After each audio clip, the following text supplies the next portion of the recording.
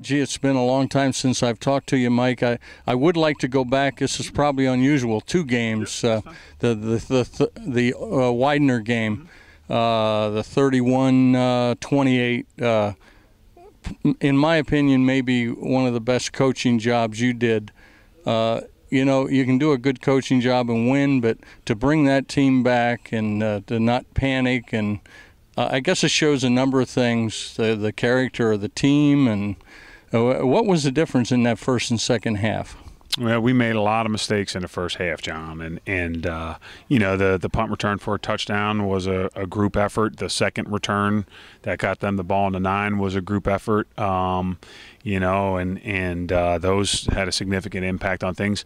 Our inability to execute offensively, you know, we missed 2 4th and 1s in their territory. We overthrew a couple of deep balls or underthrew another that would have been major plays, right? So, I mean, if you just take any one play, and you can't, but if you just take any one play from that first half, and then look, I'm not blaming. We didn't lose because of the refs, but the referees know that in the first 17 minutes of that game, and you know, I won't get into specifics, but they did a poor job, and we've been told that. So, you know, 17 of their points came off of questionable calls. So, are they a good team? Yeah, absolutely, they're a good team. They deserve to win. They beat us. But look, we went in at halftime.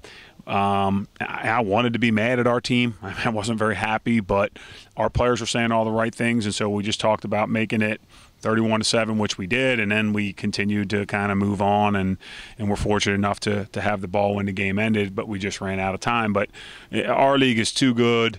There are too many talented teams to spot anybody 30-plus points and expect to win. So, you know, it was a great job in the second half, but I'm not so sure collectively we did a great job in the first half. You don't get to see it, but just walking the sideline, I was so impressed with the defensive leadership. I won't call out names. Positive, cool, and just telling the defense we're coming back, we can do this. That leadership for the defense, and I'm sure the offense, it's just great to have people like that. Well, I mean, John, look, it doesn't matter really in coaching, and I've done this long enough to figure this much out. It's not really what we know. You know, I mean, our staff, a lot of guys have been at it for a long time, but it's what you can get your kids to know and what you can get your kids to believe, and that's just not from a football X and O scheme standpoint. That's from a leadership standpoint too. And we talk to our guys all the time about how this is not, you know, it's not Mike Clark's football team, or I mean, this is their team, right? And so they've got to have ownership in it, and you know, they have to believe in the things that we're talking about as coaches, because if they don't, then we're not going to have a chance. And so that's not surprising. I mean, I saw that at halftime of that game.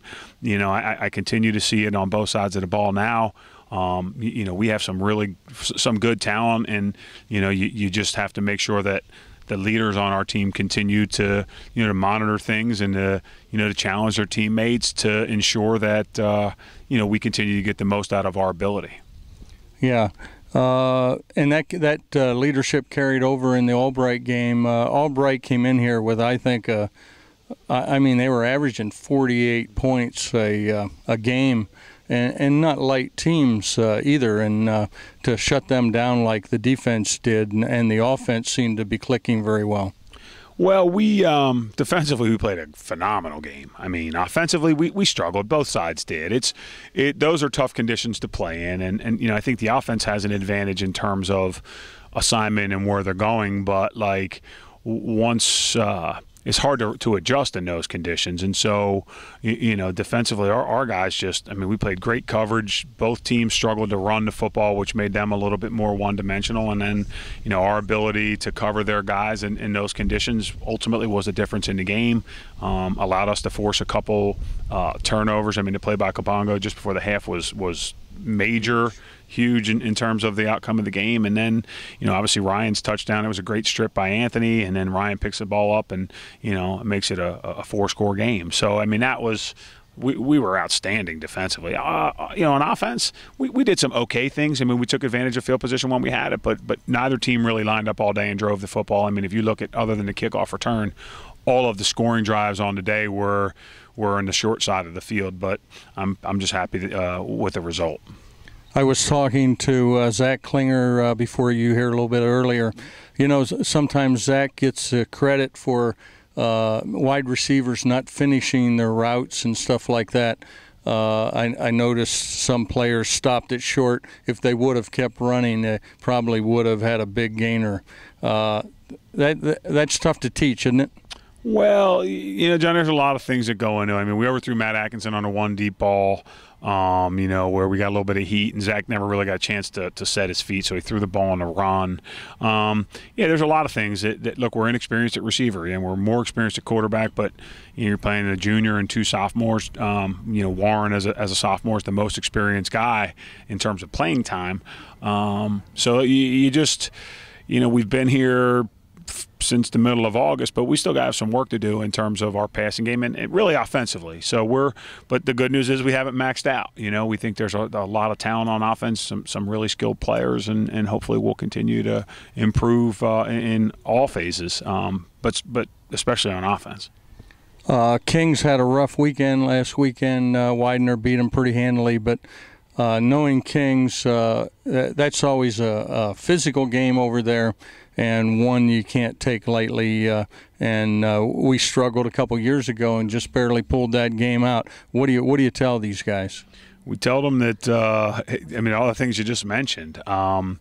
You know, look, I mean, the scores don't matter in our conference. A year ago, we were up big on Kings and had to hold on to win. 2 years ago over there, we had to come back and win late. 3 years ago over there, they took it to us pretty good. I mean, they just out-toughed us and beat us up. So if we're not motivated, I mean, we still want to win a league championship.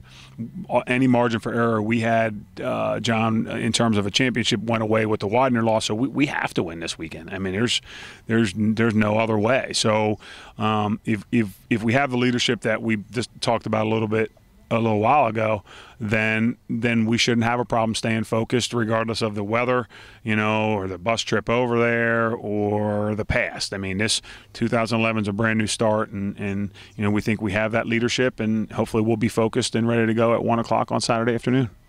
Yeah, that's almost every game now is a championship game as far as the MAC is concerned. One loss and you're out.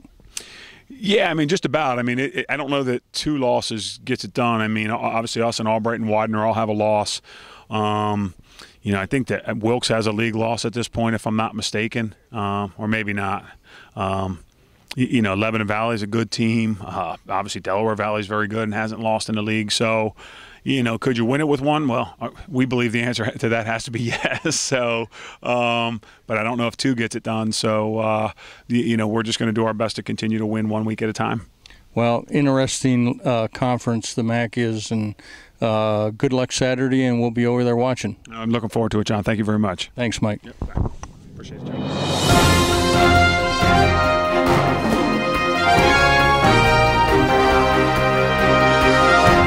This has been a recording by WOLnews.com, your Lycoming College football connection.